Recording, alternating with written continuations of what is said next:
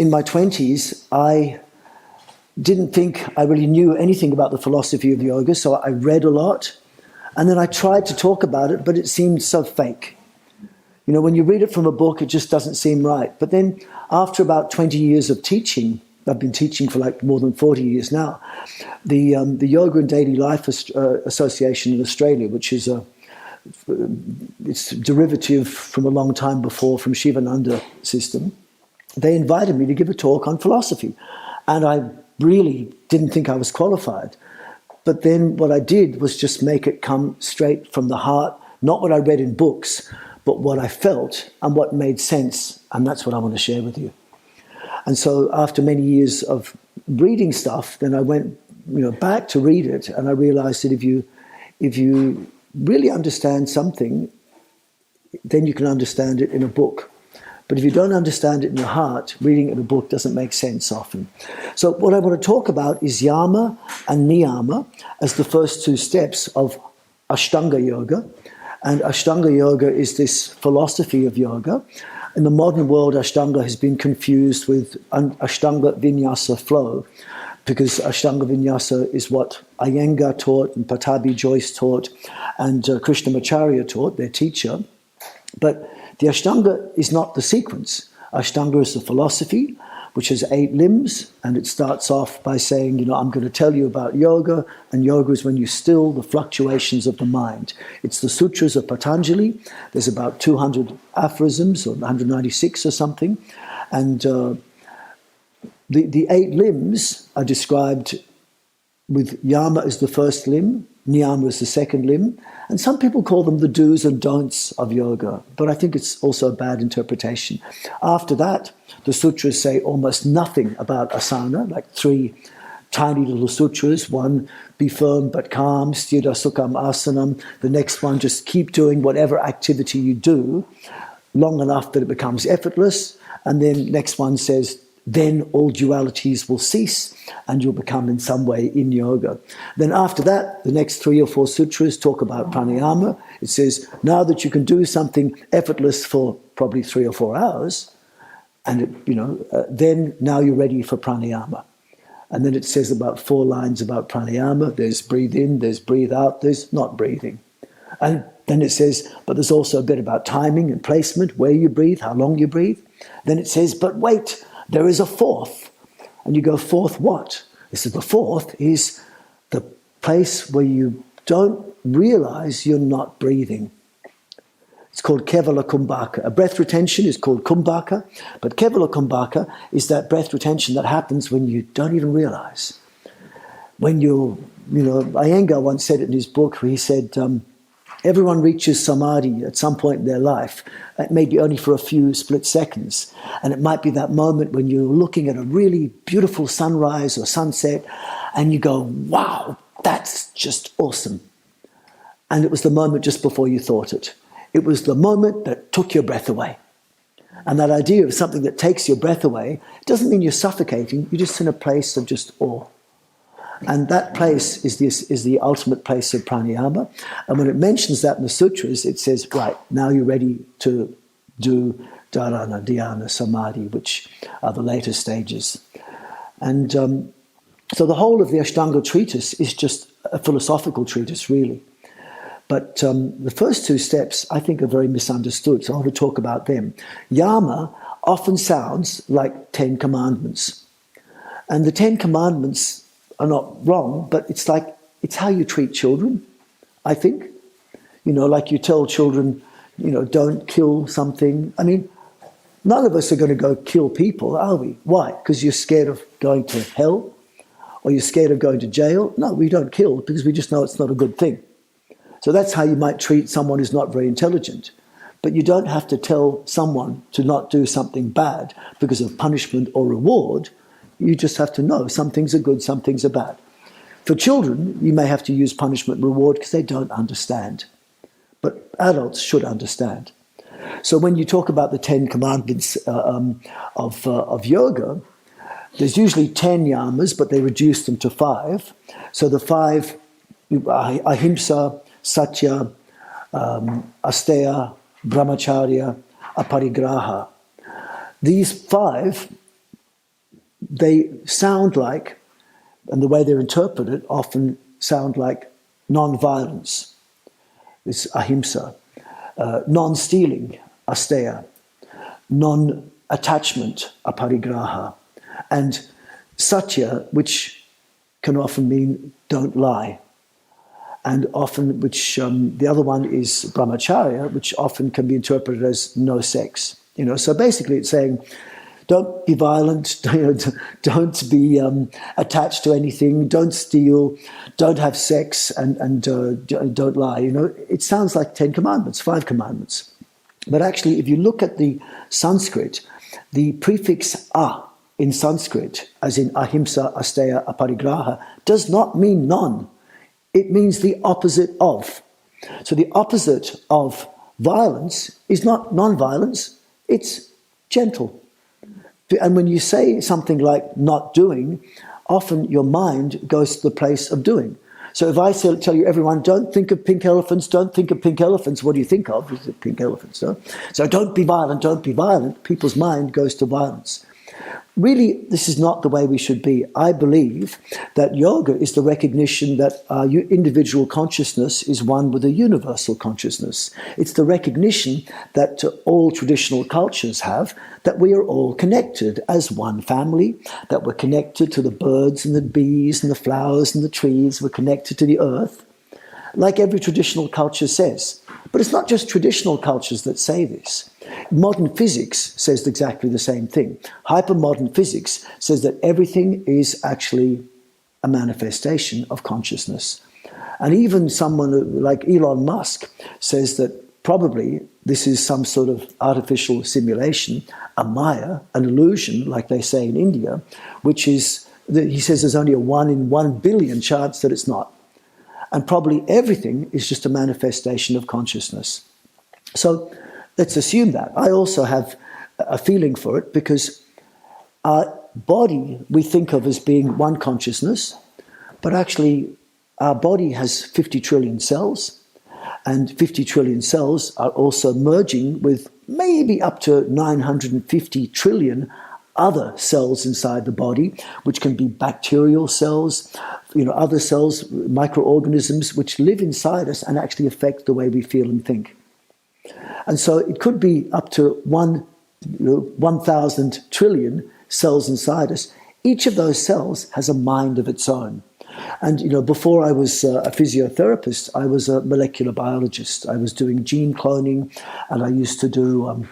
I did postgraduate work in genetic engineering, and my research involved taking cells, sometimes human cells, putting them in a dish to grow, and as soon as they separated from each other, every cell acts like it's got a mind of its own, which is amazing. And I mean, here we are in Sweden, and it's interesting because Mr. Iyengar had said to me one time that yoga is when you make every cell of the body sing the song of the soul. And that's really nice because, I mean, I'm not good at Swedish, but I understand that the word cell and soul in Swedish are pretty much the same word, aren't they? No. Shale? No? How? I can't pronounce it. How do you say it? And it's pretty much the same word for cell and soul. Yeah, So, I mean, this says something. That the idea that every cell has a mind of its own. And you can see that as a molecular biologist, that every cell will act like it has its own consciousness. So when we think about our own individual consciousness, it's not really one consciousness. It's more like a group consciousness. Like a swarm of bees acts as one. A school of fish acts as one. A herd of buffalo acts as one. So perfect health inside our body, I believe, is when every cell of the body treats every other cell in the same way that a mother treats a child who just came out of her. A baby comes out of a mother. The mother thinks it's still part of her because it grew inside her. And, till the day she died, my mother treated me like I was 6 years old. There's always that connection. And mothers know it much better than fathers do. I'm a father, but I only put like 5 minutes worth of work into creating my child, whereas mothers actually grow the thing for 9 months, no? So they really recognize this union between individuals. And we all had parents, but I think the mothers do it the most. And so when you see a mother treating a child, she treats the child with her, hopefully, and especially in the beginning, with this sense of sharing good energy and loving information with that child. You know, you'll share love, you'll share nurturing, you give lots of effort into looking after a child, often at the mother's detriment. So when I think of yoga, that's what I think all of us should be doing in some way. But it has to start inside yourself. So when we talk about ahimsa and asteya and aparigraha, can you imagine the mother holding the baby going, I'm not going to be violent to you, I'm not going to steal from you, and I'm not going to be attached. But actually, the mother wouldn't do that. The mother would I'm going to be gentle with you. I'm going to give to you, and I want to offer you as much freedom in your life as you possibly can have. That makes more sense to me. So when you see the prefix a in Sanskrit, as in ahimsa, asteya, aparigraha, non-violence, non-stealing, non-attachment, I believe the translation should be better put as opposite of violence is be gentle.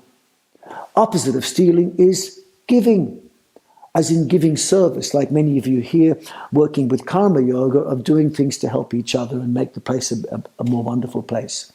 And then non-attachment is, imagine, you know, you're stuck in a jail, you're stuck with chains on your body, and you've got 10 years locked in chains and stuck to a wall, and someone takes off the chains. Your first thought is, I'm not attached anymore. That's not what you think. Suddenly, you're free. Non-attachment is not the right translation. Aparigraha means the opposite of being stuck to something. It means liberation. It means freedom. And I think these things are important principles of how we treat other people, but they don't make any sense unless you make it happen inside yourself first. You know, I believe that how we treat ourselves in a yoga practice, that should be the model of how we treat the world. And I think that's part of the main purpose of our practice, to develop an internal philosophy about how every cell in our body treats every other cell. You get perfect health, but you also get a model for how you can treat other people and how you can be in the world. So if I take that concept and this idea that often we recognize yoga as being a union, but it's a union often of opposing ideas. So opposing principles, like Hatha yoga is the yoga of unifying opposing forces.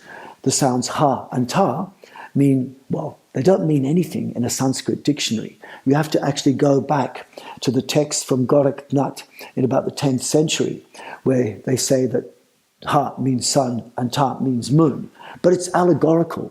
Ha actually means heat, and sun means, moon means coolness. So it's sun and moon represent heat and coolness. But the word hatha actually means force. And Sanskrit is a hieroglyphic language. It's a language where the sum of the sounds make up the whole meaning. So how does sun and moon, or heat and cold, relate to the word force? Because we're not doing hatha yoga as forced yoga. It's about forces we generate inside ourselves. So when you want to create heat, you increase pressure. When you want to create coolness, you decrease pressure. So actually pressure is defined to be force per unit of area. And so the concept of hatha is related to creating forces which are differential forces of high and low pressure inside the body. And when you compress one region and expand another region, which is what we're often doing in yoga practice, is you're pushing energy away from the high pressure area and you're pulling energy toward the low pressure area. So for example, when I do a pose like this, the left side of my trunk is hard. The right side is fully soft. So if I lift in the air, and everyone could feel this, that when this side is firm and compressed, this side is lengthened and relaxed. If you look at my body on an infrared camera, you'd see the left side, which is firm and compressed, which pushes blood away, has a temperature of about 32 degrees. Whereas the right side is lengthened and relaxed. That expands and pulls blood towards it, more blood, more heat. So now, right now, my right side is about 37 degrees, my left side is 32 degrees. And within 3 seconds, I can make this side 32 and that side 37. So if I do something very simple, which people might go, that looks like Qigong. Now my right side is firm, left side is soft, left side firm, right side soft. What I'm doing actually is I'm pumping blood through my body by making one side firm, one side. This is ha, this is ta, then this is ta, this is ha. And I can do it in this position. If I lean back, there's the ha, there's the ta. And it's about not being tense all over, not being relaxed all over. It's about making differential pressures. So Hatha yoga is the word meanings to join, and these opposing forces are always there. So when we're talking about Yama and Niyama, be gentle, be giving, be also establishing freedom inside the body, then you look at how it relates to postures. And often we think, yes, I'm not going to be violent in my practice, but it should be less than non-violent. It should be even totally gentle. Every practice should be gentle. And unfortunately, when you do stretching, the body does not think gentle. The body thinks stress. Every time you feel a stretch inside the body knows that the feeling you get after stretch is pain. If you go a little bit further, it becomes painful. If you go a little bit further still, it becomes injury. So when the body feels stretch, it thinks something's wrong. I've lost freedom. Because freedom means you can go as far as you like. Freedom means there's no border. As soon as you come to the end of your range of motion, you've lost freedom. Any further means problems. So the body interprets it that way. What we want is not stretch. We want to be flexible, because flexible means you can go in any direction, any time. And anyone who does martial arts knows that if you straighten an elbow so it can't straighten anymore, it doesn't feel like a stretch to us, but you've lost your freedom. And someone grabs you like this and does that, you can break an elbow. Same with a knee. If someone locks their knee and pushes this way, you'll snap your knee. So taking your body to the end of its range where you feel a stretch means loss of freedom and a threat to your integrity. And so the body knows that. And so as soon as you lose freedom, the body starts to feel stress. And stress inside your body, either with overstretching or over-tensing or over-breathing or over-thinking or just life, but often it's exercise as well, will lead to the body entering a state of flight or fight. And the state of flight or fight, called sympathetic nervous system dominance, is a place where your body turns off, immune system, digestive system, reproductive system, and then no longer works towards health, happiness, and longevity, but rather works towards things like surviving what it thinks is a critical situation that you're being faced with, and you've got to either fight or run away. That's what the sympathetic nervous system is saying when it dominates, and it dominates in most people in our modern life. So at the time of sympathetic dominance, the emotions on a subconscious level are fear, anger, aggression, lack of safety, lack of trust. So physiologically, you're turning off all your organs of longevity, but mentally you're also in this state of I don't trust my environment. I don't trust my cells, don't trust themselves, don't trust each other, and I'm not so sure about the people around me and my environment. This is what happens when sympathetic nervous system dominates, and this is most people most of the time. So when your parasympathetic nervous system dominates, which usually only happens to people in their deepest, most regenerative cycle of sleep, then internal organs will really be promoting their health. Longevity will happen better if people sleep more. What's the sleep for? Everyone says we need more sleep, but the sleep is to establish a place where the body actually relaxes. But the internal organs don't work well if you just relax. What they need to communicate their information, because of course internal organs need to also send their information and their energy, they need blood flow. And when you're lying asleep in bed, you're not going to get much blood flow. When you exercise, that's when you get blood flow. But the problem is most people's exercise also is increasing blood flow by increasing heart rate. When the body detects heart rate increasing, the body thinks that you're running away from an enemy. So it actually goes into flight or fight. You're exercising, you get the benefits of blood flow, but the disadvantage of the body interpreting as stress. When you're sleeping, you get the benefits of relaxation, but there's no blood flow. And what you need for optimum health, happiness, and longevity is a state where you get optimum blood flow, which I'll call sharing good energy inside yourself, but a state of total relaxation, parasympathetic nervous system dominance, which I'll call the place where your body is sharing loving information inside yourself. Because a place of parasympathetic dominance is a place where your body feels safe, it feels love, it feels peace, it feels trusting in the environment. And if you feel like that inside yourself, you get perfect health, but also you have a model for how you are in the world. You know, it's really lovely if everyone could treat each other nicely like a mother treats a child. But to do it, you've got to have a healthy, functional body, which has lots of energy, but you don't feel stressed. And I call this sharing good energy and loving information inside your body as a model for how we are in the world. Now, if I go back to Yama and Niyama and suggest that the interpretation of ahimsa, asteya, and aparigraha are not correct interpretations by calling them non-violence, non-stealing, non-attachment, call them the opposite, because means opposite. Call them gentle, ahimsa, giving, asteya, and freedom, aparigraha. Then look now at satya. What does satya mean? Satya, people say, often means non-lying or truth. And, you know, is honesty the best policy? Not always, no. You look really fat in those clothes today that you're wearing. I have to be honest. How often do you hear this expression? If I have to be honest, you look really dysfunctional with the way, you know, you're dressing right now. If I have to be honest, you really smell.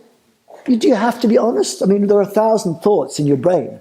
Why not pick the one that's going to be most well received, you know? So I think, if anything, satya is more about balance, you know. I actually think that you smell funny and you look a bit odd, but I'm still happy to see you. So why not just say, I'm happy to see you? That's a good thought, isn't it? And so this is one way of looking at it. But another way of looking at it in terms of opposition is it's not always about how you are to the people around you and how honest you're being. In terms of internal health, then maybe it's more about how you perceive your environment. And one of my mentors is Bruce Lipton. And if you haven't heard of Bruce Lipton, he talks a lot about epigenetics. And for me, you know, he's a wonderful man. I've spent many hours with him. I've taught on conferences with him as well. He wrote a book called The Biology of Belief. And I respect him immensely also because he's not just a good guy. He also worked in molecular biology like I worked, but he's about 14 years older. So in the 1960s and early 70s, he took cells, which are called stem cells, the ones which are undifferentiated cells and they haven't decided what they're going to be in their life. You know, the stem cells are the ones that babies have, embryos have. So these stem cells have got the same genetics that we've all got in every cell of the body, but after a certain point, a cell decides, I'm only going to turn on the genes to make me what I want to be, which is going to be a bone cell. Or no, I want to be a skin cell. I want to be a muscle cell. So at some point in a cell's life, it decides what they're going to be. And although they have the genetics to be any potential cell, the stem cell has that potential, but normal cells lose the potential to be anything and they become one particular type of cell. So he took stem cells, the undifferentiated cells, and he put a bunch of stem cells in one dish and another dish and another dish, Petri dish. And the first dish had all the right growth medium to make muscles, what muscles love. The middle dish had all the medium to make brain cells.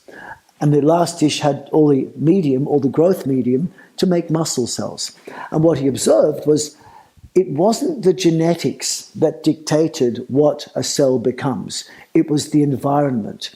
So if you put a stem cell in an environment which muscles like, they turn out to be muscles. If you put stem cells in a growth medium where brain cells like, they turn out to be brain cells. Put a growth medium in a place, put a stem cell in a place where there's the ideal conditions for bones, they turn into bones. And, you know, for the lay person, he uses this example where he says that if a young mother, for example, has a young baby and the baby's playing on the ground in the backyard, and then she suddenly sees a snake on the ground. And she realizes snakes are really dangerous. That's her baby. She picks up the baby. What's a snake? It's a snake. It's a snake. Keep away, keep away, keep away. And of course, she's freaking out. The baby freaks out. And that's probably for the rest of the life. That baby is terrified of snakes. But then the snake weaves through the fence and goes to the next door neighbor's house, who just happens to have a mother who's also got a baby about the same age. But that mother happens to be a herpetologist, someone who studies and loves snakes. So she goes, oh, look, darling, it's a little green tree snake, how lovely. And she picks up the baby and the snake starts winding itself around. But isn't it gorgeous? Look how silky soft it is. And the baby's going, goo, goo, goo, goo, goo, goo. And it's exactly the same external environment. In other words, the same snake, but because of the interpretation, the child is not scared. The mother's not scared, the child's not scared, and that child grows up to love snakes. In other words, it's not even the external environment that makes genetics express themselves. It is the perception of the environment. Like I can get you right now to make saliva. You can make saliva, right? But you know that if you go into a room, like, coming out to dinner, hear the beautiful food, people see the food and you just start to salivate. True, isn't it? It's just yum. But I ask you for a moment to close your eyes and have a visualization exercise. The visualization exercise, if you can keep your body erect and your hands lengthened and your body fully relaxed, this visualization exercise, I want you to think in your mind's eye about your most favorite food. And don't use your physical body, but I want you to imagine with your mind's hand, not your real hand, you're picking up that imaginary loving food, the one you love the best. And not with your real hand, but with your imaginary hand, pick it up and put it to your imaginary mouth. Not your real mouth, open your imaginary mind's mouth and put the imaginary food next to your imaginary mouth, next to your imaginary mind's nose. And not with your real nose, not with your real mouth. Smell the imaginary food. Smell your imaginary favorite food and then put the imaginary food in your imaginary mouth, your favorite food. And then not with your real tongue, not with your real mouth, start to chew your imaginary food. And then, did anyone salivate? It wasn't real food, it was your perception of the food. And that perception of the food changed your genetics, changed the expression of enzymes inside your body. In other words, our enzymes, our genetics, are not being affected by the environment, they're affected by your perception of the environment. So when you think about this, is it really important if someone's being honest with you, or is it more important that you trust them? Because I think Satya is not so much about how we are to others, but how we perceive our environment. And so if you perceive that the environment around you is safe, you're going to feel safe. You're going to express the parasympathetic dominant state that's going to keep you healthy, happy, and move towards longevity. But if you don't trust your environment, your body enters a state of flight or fight. And in that state of flight or fight, you're going to turn off all the organs of regeneration, the immune, digestive, reproductive system, and you're also not going to trust your environment. So your internal emotions are fear, anger, lack of trust, lack of safety. How are you going to be with your partner? How are you going to be with your associates, your workmates? There's psychological studies that show that the typical man who enters a lift and sees another man they don't know, their thoughts are like, if this person starts to attack me, will I survive? That's their typical thoughts. And if a woman enters a lift and there's another woman there, her thoughts are like, if we have to fight over a mate, who's going to win? This is what psychology says. Most people are thinking that everyone they meet, potentially, unless proven otherwise, is a potential threat. Really, it shouldn't be like this. The media makes us believe that everyone is a threat, that anyone could be a terrorist or a mass murderer. But really, how many people terrorize or mass murder or even steal? Most people, maybe you're one of these people, maybe you're not one of these people. If you go to a place like, say, Spain or something like that, and you arrive on a plane and you've got a hotel room booked that night, but you can't check in for a few hours, you might think, I'll go to the beach. And you go to the beach and there's hundreds of people on the beach and you go, I want to go for a swim, but I've got my passport, my money and everything else. I'm the sort of person who walks up to the first person I see and say, would you mind, I've just arrived, I just want to just go for a swim. Would you mind minding my things and just leave them and go for a swim? Are you going to be here half an hour? Come back. Most people would not do that because who knows who that person could be. But really the chances of someone stealing or being dishonest is actually quite slim. You know, it may be 1 in 1,000, but most people will always assume that most people are not worth trusting. Isn't it true? You know, so most people wouldn't leave their things like that, but I always would. I leave my car door open, my house open, but there is a risk. I mean, I've been bashed, I've been beaten, I've been stabbed, I've been robbed, but if I live with that fear the whole time, that's just living in trauma. I would rather assume that wherever I am is safe, unless it's proven to be not safe. And that's what they say in law, isn't it? Innocent unless proven guilty. But I'm suggesting that most people live in a world where everyone is guilty unless proven innocent. And that's not a good way to live. So I think Satya is less about being honest with others and more about you trusting the people around you, trusting your environment. You know, in terms of teaching yoga, what I find around the world now when I teach is if I say things like stretch less, tense less, breathe less, think less, maybe don't suck your navel to the spine so much, people go, are you sure?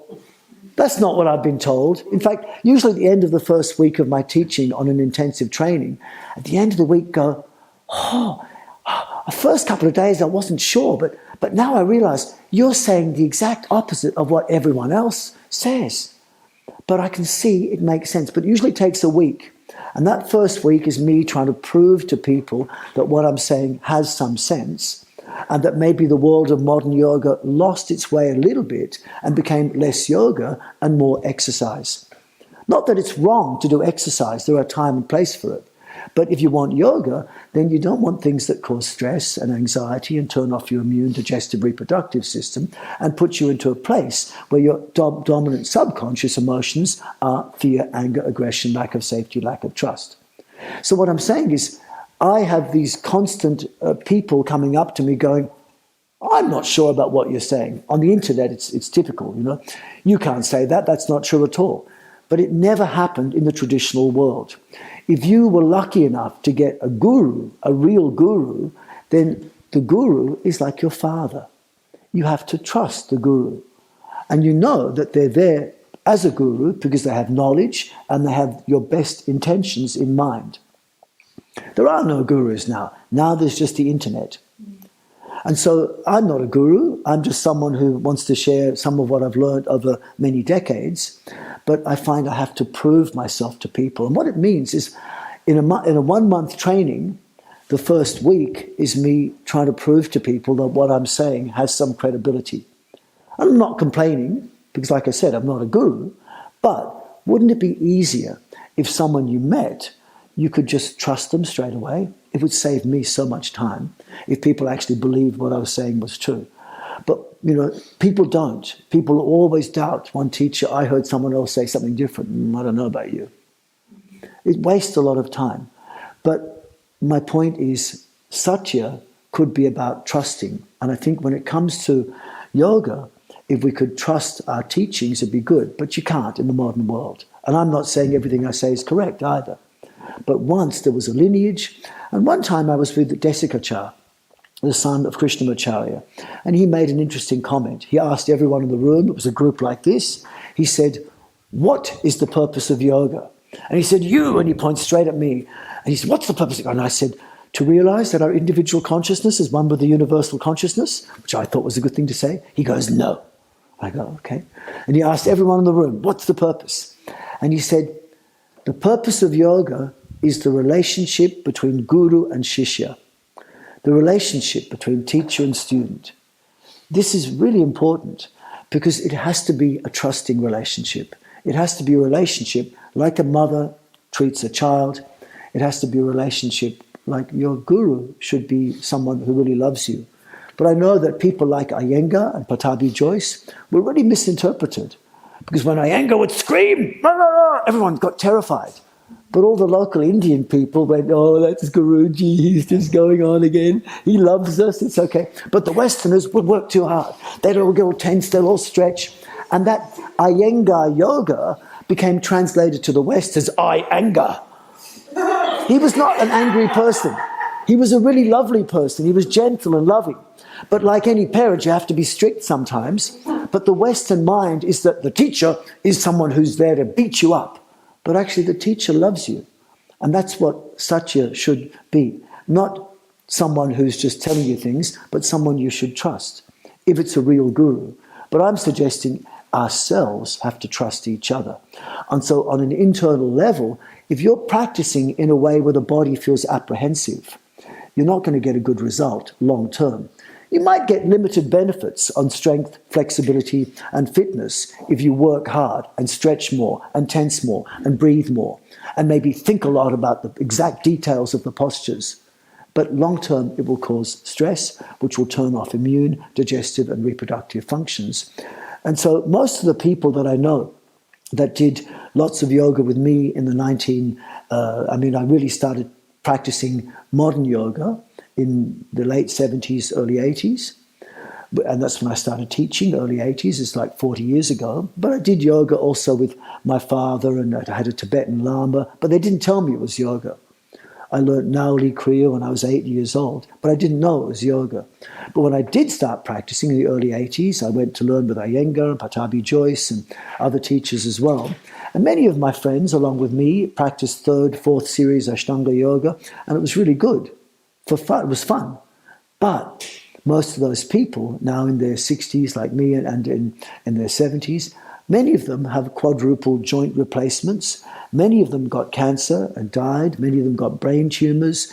Many of them got autoimmune disease, sudden coronary arrest, died. In other words, I didn't see a very good result in myself or many of my associates doing yoga that was being taught by Iyengar, by Patabi Joyce in the 1970s, in the 1980s, when actually it was better, more intelligent yoga being taught by them and their senior teachers who'd been trained for decades before they became teachers, compared to what is being taught in the modern world today, when most people are only teaching after a 200-hour certificate, when they learned of someone who learned of someone who learned a little bit of someone from Iyengar or Patabi Joyce.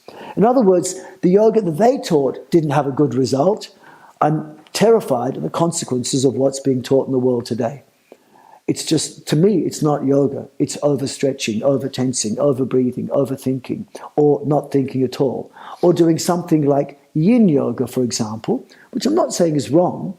It's just being passive in a position and being totally relaxed. But usually with the way people do yin yoga, it's so passive that there's no muscle activity. It's just muscle lengthening, often overstretching ligaments and tendons, and it's not going to make blood flow. It's the blood flow that makes communication inside the body. I believe that what we're trying to do is share good energy and loving information inside the body, and that requires healthy flow of energy, and energy is transmitted primarily through the blood, and information, also loving information, transmit a lot through the blood as well. And so without healthy blood flow, you're not going to get yoga. We need connection inside the body. So then what sort of connection? It has to be loving connection. Let's look at brahmacharya. Brahmacharya, often people go, well, no sex. But that's crazy. Patabi Joyce said, no sex. No. What he said was, brahmacharya is not no sex. It's okay to have sex, but only at night time. This is written in a book called Yoga Mala by Patabi Joyce in 1953. Wasn't translated to English until 1997. He said, brahmacharya means no sex, but not always. You can have sex, but only at nighttime. He said, but no, actually, nighttime for the yogi is when you're breathing through your left nostril. And you go, oh, strict, but fair. But actually what he means is that the left nostril 1983, they realized from scientific studies that if you're breathing through your left nostril, your parasympathetic nervous system is more dominant. If you breathe through your right nostril, sympathetic nervous system is more dominant. So what he was really writing in 1953, before science found out 30 years later, was that the parasympathetic nervous system has to be active for you to have functional, viable, reproductive sex to have children. So it's not so much about no sex, it's something a little bit more subtle.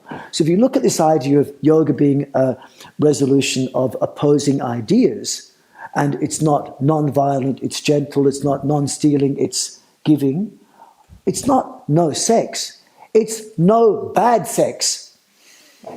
I mean, the worst type of sex is assault. That's definitely not good. Everyone knows that. What's the best type of sex? It's when you have union, when you have loving connection. So I believe that, loving sex is wonderful.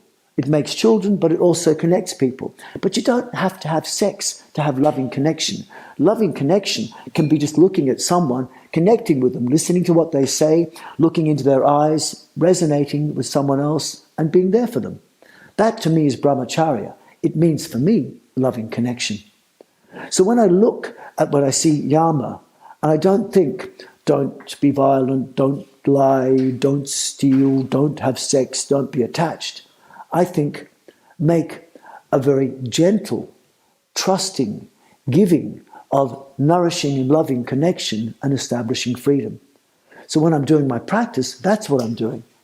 I'm making a gentle, balanced, trusting, giving of nourishing love and freedom. That to me is Yama.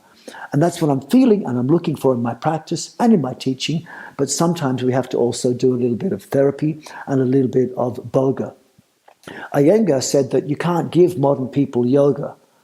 He said you have to give them maybe in a practice, maybe 1% yoga, maybe 1 to 10% therapy, because they've got problems you have to fix. But you can't just give just therapy for people. So you have to give 90 to 99% of the time, you give them boga. And it's not just my name, Simon Borg-Olivier. No, it's B-H-O-G-A. It means, boga means the sensual delight in what you are doing. So without the sensual delight in doing a practice that feels good, most people don't come back for it. Yoga is the state of saying, I'm completely happy with how I am right now. And the problem is most people are not. So most people go, I need to get fit, I need to get more flexible, I need to get strong. Actually, yoga is defined good in the niyamas. And so the niyamas are things like saucha, which is often dictated to be cleanliness, santosha, which is often said to be contentment, tapas, which is often interpreted to do with suffering and getting used to it, and then svadhyaya, which means sometimes study, and then Ishvara Pranidhana, often translated as the devotion to some external god. Whereas on a loose, quick level, I explain my translation, is saucha doesn't mean cleanliness. I mean, it doesn't really matter how clean your room is or how clean your skin is. Saucha means stop blocking the things that allow the flow of good energy and loving information.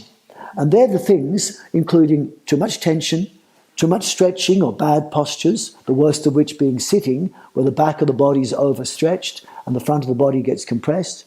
And when you stand up, that's going to make your lower back compressed. So too much stretching could be the bad stretching that people do in postures, or the bad stretching people do in everyday life. Too much tension, too much stretching, too much breathing, too much thinking, and too much eating. So my motto is, for saucha, tense less, stretch less, breathe less, think less, eat less, if you can. And these things, if you do them, can allow the movement of energy and information to happen a lot better in your life. And I can explain that in much more detail in a longer talk.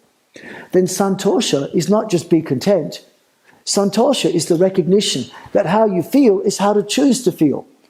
If you want to be miserable, choose misery. And that's absolutely fine if that's your choice. But mostly it's better to choose happiness. Being content sounds lame. Oh yeah, I'm just content. Yeah. But choose happiness. Why? Psychological studies show that happy people make better parents. Happy people make better workers. Happy people make better employers. Happy people are healthier. You know this, no? So why would you not choose happiness if you know that happiness is a choice, not something you wait for? Now, sometimes I choose misery. My dog died last year. My parents died a couple of years before that. My father said to me, when I die, son, you can be miserable, but not more than a couple of days. I went, okay. It was difficult, but in the end I realized, what sort of parent am I to my children if I'm walking around completely miserable and useless? So you can choose misery. I was in Thailand a little while ago. The king of Thailand died. And so they said everyone has to be in mourning for 1 year. That's strict, but he was the king of Thailand. But of course, it makes things not work as well when everyone's in mourning. So I'm suggesting contentment is not a good translation for santosha. A better translation might be recognize that how you feel is how you choose, and the best way you can feel is usually to be happy. And so maybe happiness is a choice. Okay? And then the third one, tapas. Tapas is often translated as some sort of ardure or suffering or hardship. But I think of tapas, I use the translation that Iyengar gave in his book. And he says tapas is making a passionate inner desire to do your best. And it's like, it's about passion. Like for the gentleman in the room and anyone who hasn't had children, I offer you this exercise. And the exercise is you just sit in as uncomfortable position as possible and then take one hand to the opposite nipple and do this. Do that for like 30 to 45 minutes repeatedly, pull as hard as you can, and then change sides. And so this is what I saw the mother of my children do 8 times a day for like 2.5 years for the first child and 2.5 years for the second child. It didn't look pleasant, but somehow you could see she was doing it out of love. And so I think tapas is not suffering. It's doing something that obviously takes some sort of effort, but you're doing it because you love it. And so it's called the burning desire. It's called passion. And I think that's tapas. Passion is also to do with love, isn't it? Then the next one is called svadhyaya. And it's not about study.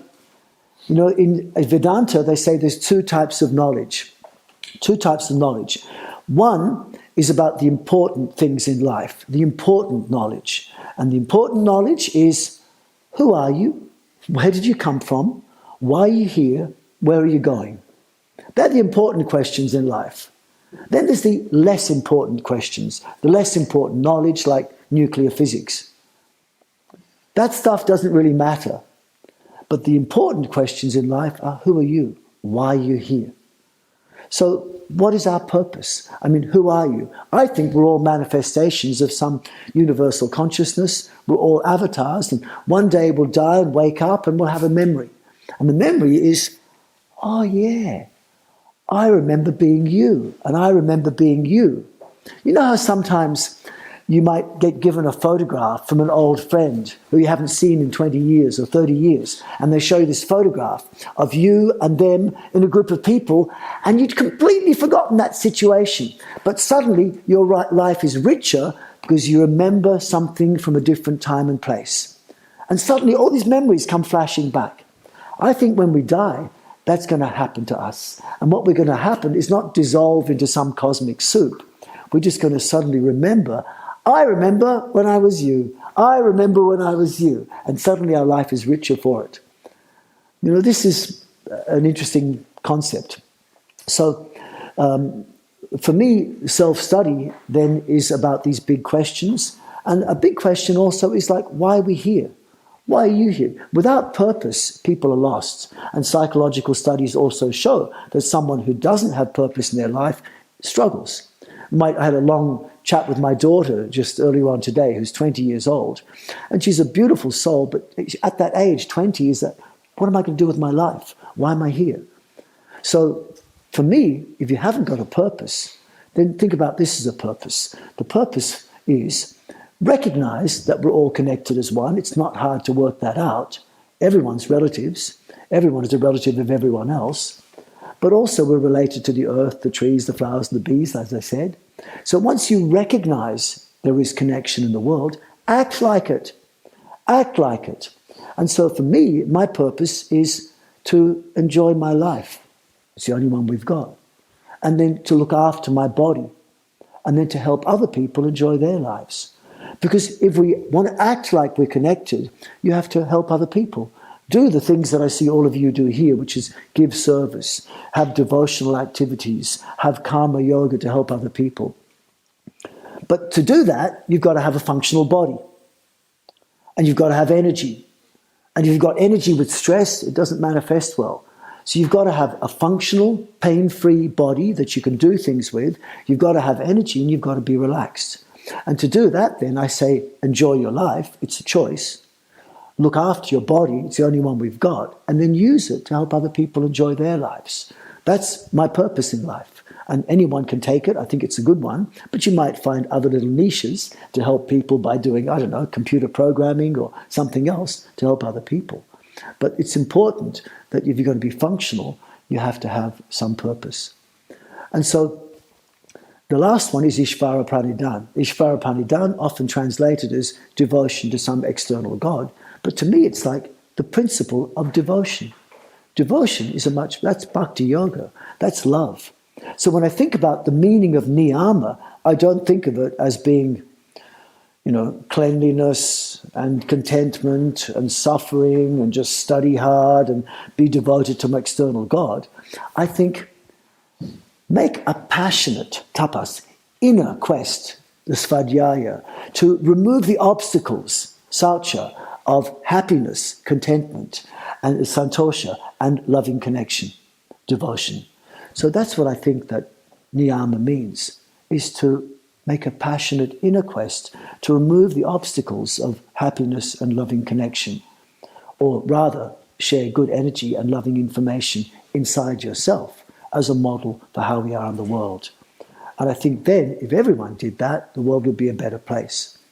But it has to start within ourselves.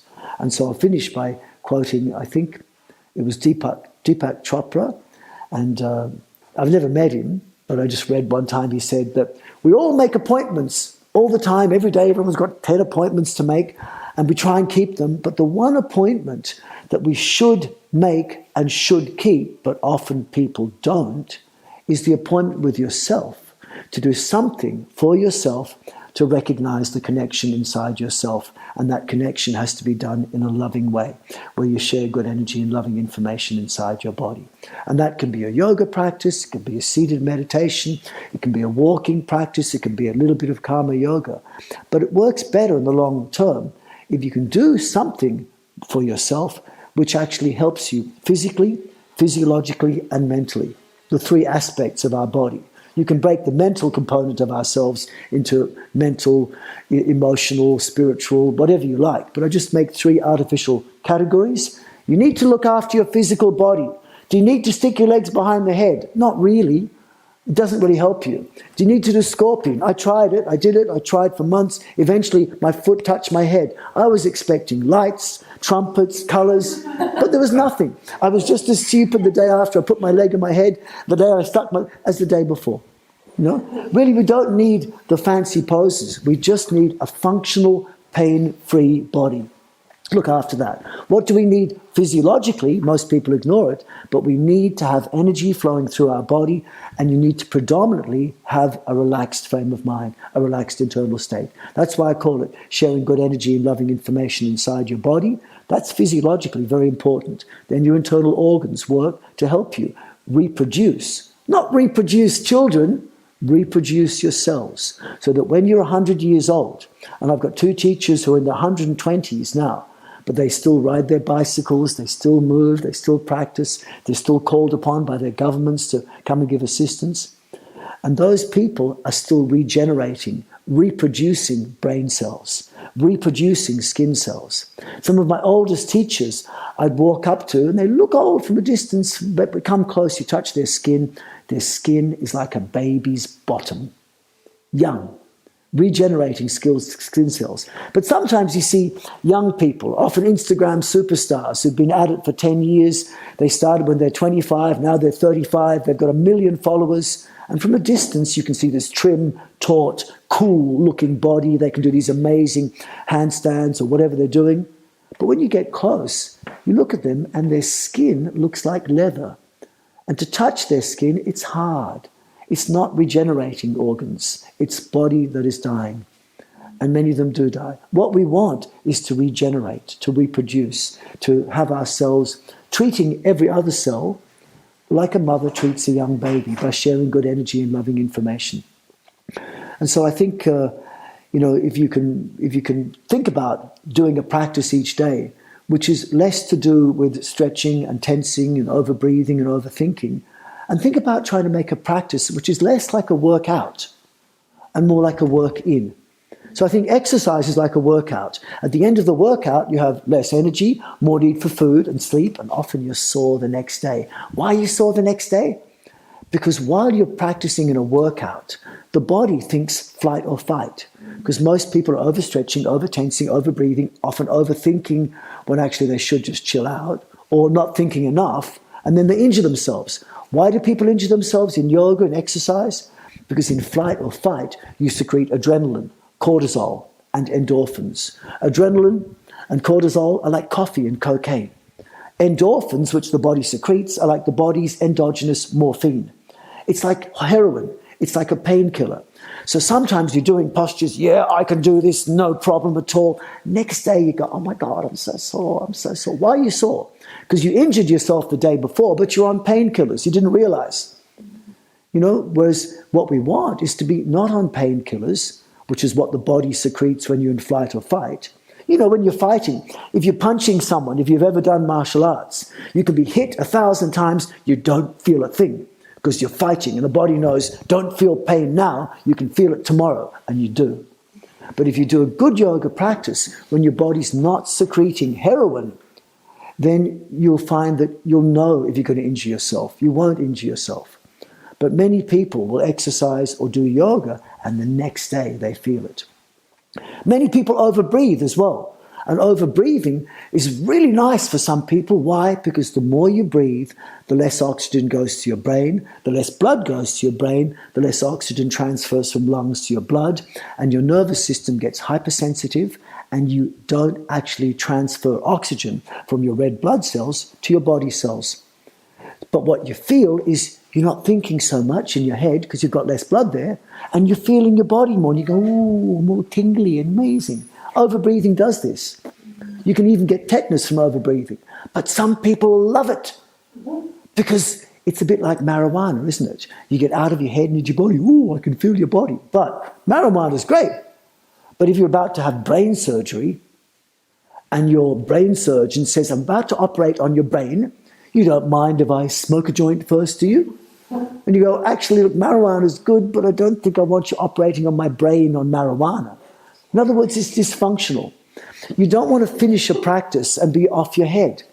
But many people are practicing in a way where they're overstretching, overtensing, overbreathing, overthinking, in a way where your body secretes these hormones which have the effect, which are not necessarily going to make you functional. But many people go, no, I love my practice. I feel amazing. I'm on a pranic high, or I'm on a runner's high, or a yoga high. I feel amazing. No, I think you're just stoned on the body's own caffeine, cocaine, heroin, and marijuana. You're just off your head. Why do people do Shavasana? Because they need to chill out again. And what happens in Shavasana is you breathe a lot less and you relax more. Why wait for Shavasana? I had an Ashtanga yoga friend one time come up to me on the beach, because I used to practice every day on the beach in Bondi Beach in Australia. And all year round, I'd do it, rain or shine, and afterwards I'd go into the sea. And the sea was not super warm in Australia. It's about 6 or 7 degrees in the middle of winter. But I'd always swim after my practice because I'm warm. And then I came out one time, and my friend, who was a very experienced Ashtanga, he said to me, "You're amazing because you're going in the water, it's so cold." And I said, "Yeah, but I cheat because I just finish my practice, I go straight in the water." And she said to me, "Oh no, but for me, after my practice, after I finish the Shavasana, I'm cold again. I get hot during my practice, but after Shavasana, I'm cold again." And I said, "But I don't do the relaxation at the end.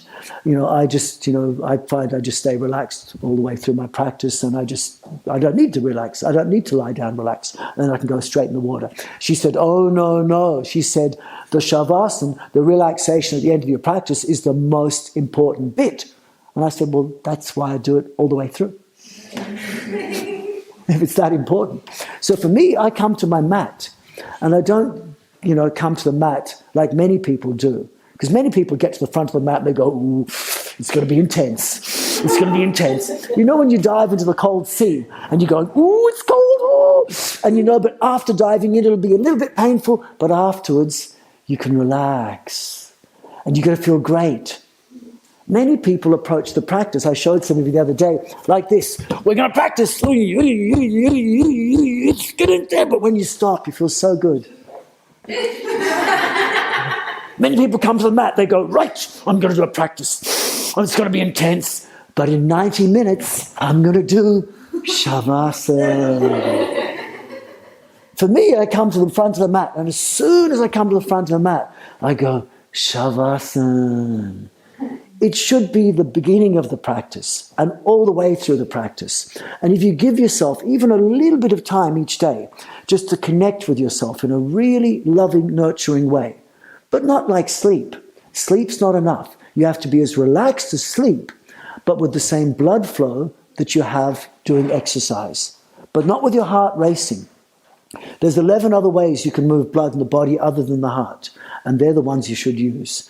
And that's what real Hatha yoga offers. The possibility to move good energy and loving information through the body can be done with mudra. And mudra means sharing energy, and they're the things that I want to share. So I went a little bit over time, but I want to say thank you for your attention.